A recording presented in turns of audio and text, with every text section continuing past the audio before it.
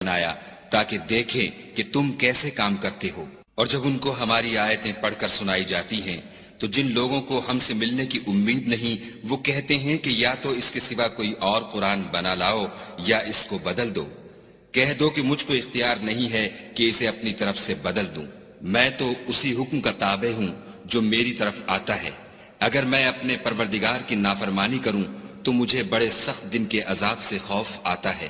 یہ بھی کہہ دو کہ اگر خدا چاہتا تو نہ تو میں ہی یہ کتاب تم کو پڑھ کر سناتا اور نہ وہی تمہیں اس سے واقف کرتا۔ میں اس سے پہلے تم میں ایک عمر رہا ہوں اور کبھی ایک کلمہ بھی اس طرح کا نہیں کہا، بھلا تم سمجھتے نہیں؟ تو اس سے بڑھ کر ظالم کون ہوگا جو خدا پر جھوٹ افطرا کرے اور اس کی آیتوں کو جھٹلائے؟ بے شک گناہ گار فلاح نہیں پائیں گے۔ اور یہ لوگ خدا کے سوا ایسی چیزوں کی پرستش کرتے ہیں